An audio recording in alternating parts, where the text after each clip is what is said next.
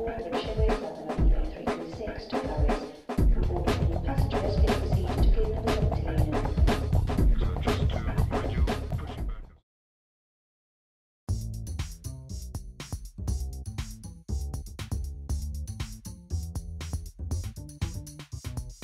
wanted our model to be as close to a typical building built in Fairbanks as possible, so we can address the actual homeowners. By means of modeling, we can study the effect of single variable on the overall energy consumption or indoor environment, which in reality would be very difficult, if not impossible, to do.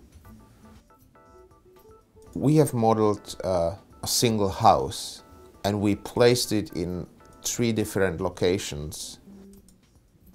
One was Fairbanks, one was Juneau, and the third one is a Clayton city in New Mexico, which is known for big temperature swings.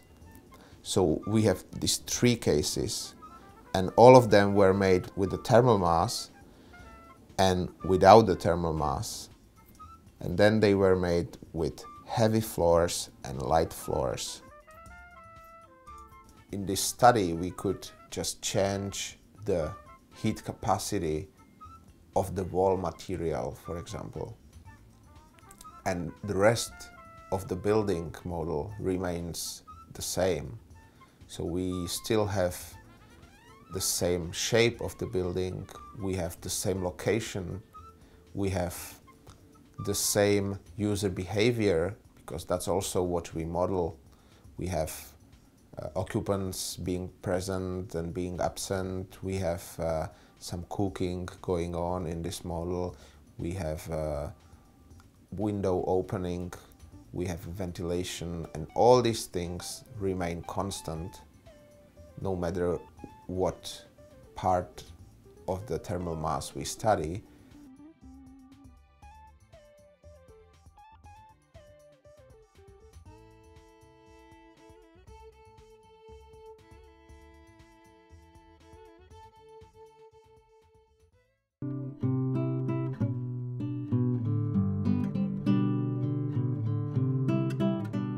We looked at how that thermal mass affected 2 different things in the model house over the course of a year. One was the annual heating demand, so how much heat was required by the house, and the other was occupant comfort. And when we looked at occupant comfort, we looked at 2 different things. One was the peak indoor temperature, so how hot the house got during the day, and the other was the indoor temperature swing, so the variance in temperature over the course of one day in the house.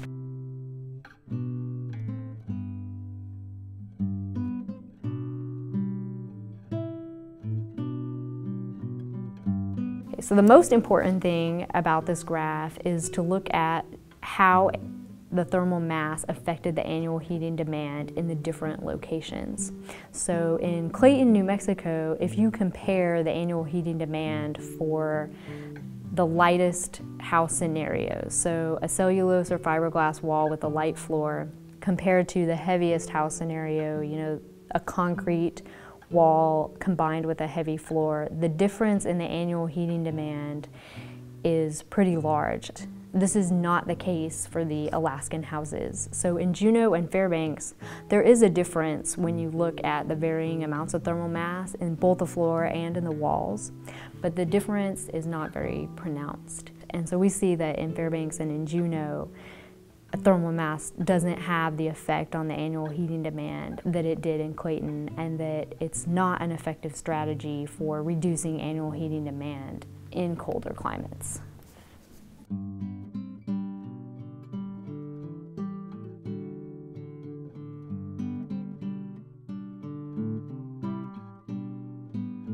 This graph shows the indoor temperatures for the different wall types in the house, and we can see the indoor temperatures for the house with different amounts of thermal mass. So the blue and the gray lines in this graph represent the wall types with the least amount of thermal mass, the fiberglass and the cellulose, and we see that the peak indoor temperatures occur for those light wall types. So the indoor temperature actually gets up to a degree warmer with the light walls. And then we also see for the cellulose and fiberglass walls that the temperature swing during the day, or the difference in between the low and the high temperature inside the house during the day, is the highest for those walls because they're the lightest, so they're not able to absorb as much of the solar radiation.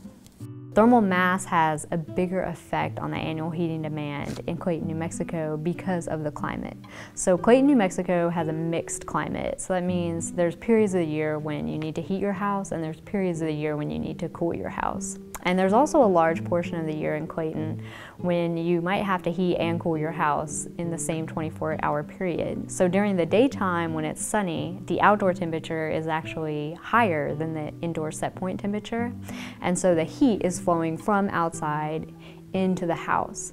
Then after the sun sets at night, the outdoor temperature cools, and so you actually see that the inside temperature then becomes higher than the outside temperature. And that's where you can really see how thermal mass would be helpful, because during the day you can store that excess heat in the thermal mass in the floor or in the wall, and then at night, as it's cooling off outside, that stored heat is released into the house and acts to offset the annual heating demand.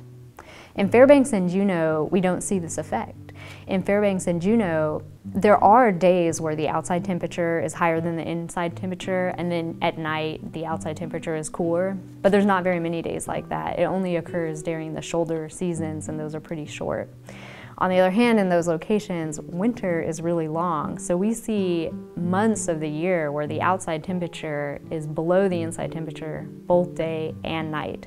So the heat flow never reverses. It's always flowing from inside the warm house to the cooler outside during the winter. And even though there might be thermal mass in the floor or in the walls, because the heat flow is never reversing, that thermal mass isn't able to offset the annual heating demand.